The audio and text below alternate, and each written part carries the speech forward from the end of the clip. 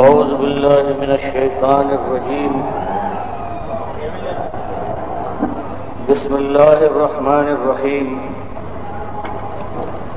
والسماء بنيناها بأيد وإنا لموسعون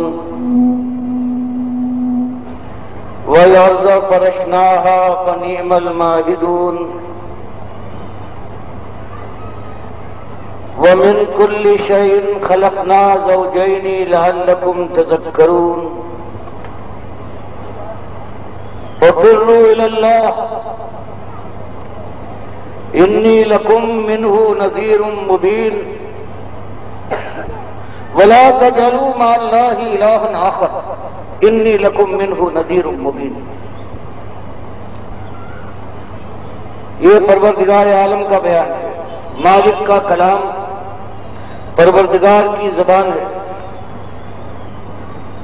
وہ جو خالق ہے فرماتا ہے والسماء، یہ آسمان اپنے سروں پر چھت بنا ہوا تمہارے اوپر قائم ہے. دنیا والو، یہ تم نے بنایا ہے، تمہارے باپ دادا کی کرشمہ کاری ہے یا تمہارا کوئی غوث، کوئی قطب، کوئی بابا، کوئی حضرت، کوئی دربار ہے جس نے اس کو قائم کیا ہے؟ یہ مکے کی گلیوں میں، خانہ کعبہ کی حدود کے اندر، ظلم مجاز اور ظلم جنہ کے بازاروں میں، اکاس کے میلے میں، مینا کی گھاٹی میں ایک ہی بات یاد دلاتا ہے اللہ کا آخری رسول صلی اللہ علیہ وسلم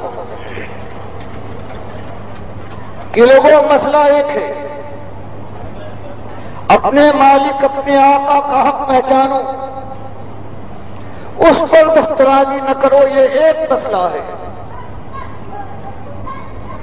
اور سنو، یہ آسمان اسی مالک کا بنایا ہوا ہے، یہ زمین اس نے بچھائی ہے، اور جو جوڑے پائے جاتے ہیں ہر چیز کے، وہ انسان ہو یا جانوروں میں سے یہاں تک کہ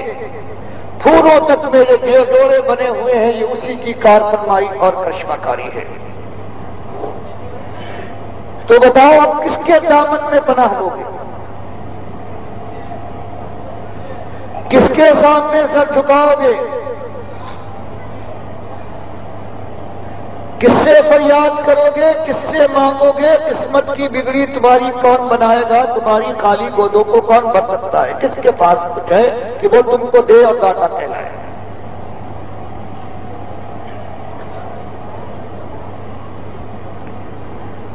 تو بیان کیا جا رہا ہے کہ قوم کے لوگوں، ابراہیم اور اسماعیل علیہ السلام کو اپنا بڑا ماننے والوں، آج تمہارا حال یہ ہے کہ تم اللہ کے علاوہ ہر ایک کے پیچھے دوڑے جا رہے ہو. مصیبت آ جائے تمہارا مشکل کشا کوئی اور ہے، اس کے در پر دستک دو گے. تمہارے اس کے دروازے بند ہو جائے، تنگی آ جائے، تمہارا رزاق اور تمہارا داتا کوئی اور ہے.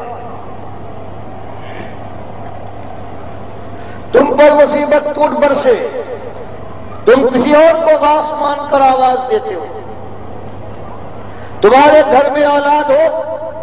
تو تم ود بابا کی داد و دہش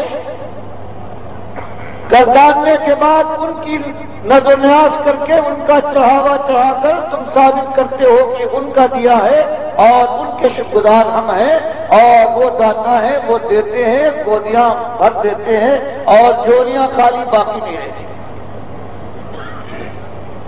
جو 1400 برس کیفیت تھی اور وہ پلٹ آئی ہے میرے بھائیوں. ان کے اوپر 2500 سال گزرے تھے اور اللہ کے انبیاء کو انہوں نے غوث اور دستگیر اور مشکل کشا پر یاد رس قسمتیں بگاڑنے اور بنانے والا مان کر ان کی دعائیاں تھیں، ان کی پکاریں تھیں. ان کے گھر کے وہ عرس مناتے تھے، ان کو غوث کہہ کے آواز دیتے تھے یا ابراہیم رشکی. اور اللہ کے نبی صلی اللہ علیہ وسلم پکارتے پھرتے تھے کہ بتاؤ جو خود بنائے گئے ہیں ان کے پاس کیا ہے جو تم کو دیں گے، جو خود محتاج ہے اس کے سامنے ہاتھ پھیلا رہے ہو۔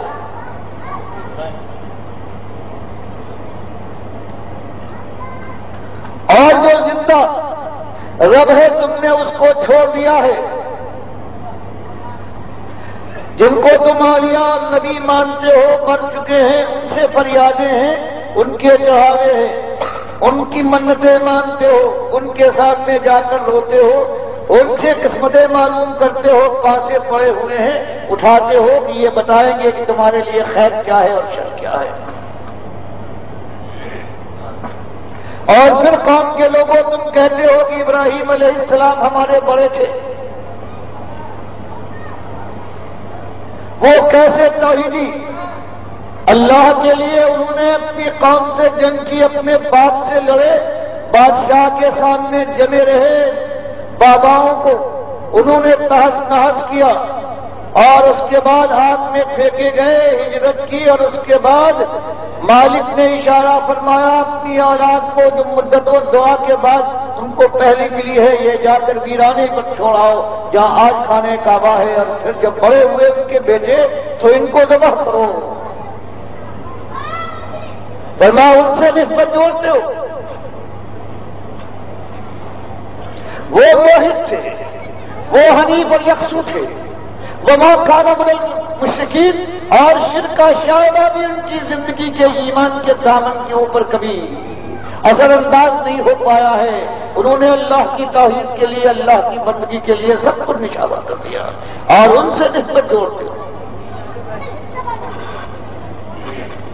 یہ اللہ کے نبی صلی اللہ علیہ وسلم کی پکار تھی، اور آج جو پکار ہے دردمند دل کی وہ یہی پکار ہے کہ ابھی 1500 سال، ابھی پورے 1500 سال پورے نہیں ہوئے، 1400 برس سے گزرے، ابھی 1500 سال میں بھی 100 سال باقی ہے۔ اور پھر اس امت کا حال ہے، قرآن اس کے پاس موجود اصلی حالت میں، قرآن کی تفسیر بخاری کی شکل میں اصلی حالت میں موجود، تاریخ اسلامی میں صحابہ اکرام کی جانثاری اور اللہ کے لیے اپنی جان کی قربانی کے سارے مناظر ہیں وہ موجود، اور اس کے بعد وہی روش ہے۔ اب غوث کوئی تمہارا اور ہے، اب اولاد ہو تو وہ غوث بخش بن جائے گی، اور اس کی نظر نیاز کر کے کہو گے کہ اس نے دیا ہے، اس کا شکریہ ادا کریں گے۔ اب اگر مشکل پڑ جائے تو مشکل کشا کوئی اور ہے، اور مالک فرمائے اللہ لا الہ الا هو الحی القیوم، کہ بھول جانے والوں، تمہاری گودوں کو بھرنے والا، تمہاری ماں کی پیٹ کے 3 اندھیروں میں تمہیں رزق پہنچانے والا، تمہاری ماں کے خون سے نکالا ہوا دودھ تمہاری گلے، تمہاری رگوں رگوں میں ٹپکا کر بہا دینے والا، وہ تمہارا ایک مالک ہے، وہ زندہ جاوید ہے، ہمیشہ سے تھا، ہمیشہ رہے گا، اور تمہارا اب یہ عالم ہو گیا ہے جو بزرگ مر گئے ہیں یا تمہارے اپنے دل کے پسند کیے ہوئے جو تمہارے معبود ہیں، جو جاگ کے ہیں، تمہاری تاریخ بیان کرتی ہے۔ بعض حالتوں میں تو یہ ہے کہ جنہوں نے ان کو زمین کے اندر گاڑا ہے وہ اس کے گواہ ہیں، لیکن اب تم مالک سے مایوس ہونے کے بعد جو ہر جگہ سے ہر چیز کا جاننے والا ہے، اب ان کو آواز دیتے ہو اٹھتے بیٹھتے یا رسول مدد، یا علی مشکل کشا۔ بتائیے یہ ستم ظریفی ہے، یہ نہیں، یہ قیامت نہیں ہے کہ وہی امت اس کی تاریخ میں پہلی سانس اس نے لی ہے ایمان کے ساتھ ساتھ کرنے، اور پھر 30 سال پورے نہیں گزرے تھے کہ مشرق اور مغرب کی سرفرازی اور کامرانی کا تاج اللہ نے اسی ایمان کے اوپر ان کو پہنایا تھا، اور آج ان کی ماں اور بہنیں ہندوؤں اور سکھوں، عیسائیوں اور یہودیوں کے بستروں پر بکھری پڑی ہیں، آج ان کی لاشوں پر تخت بچھے ہوئے ہیں،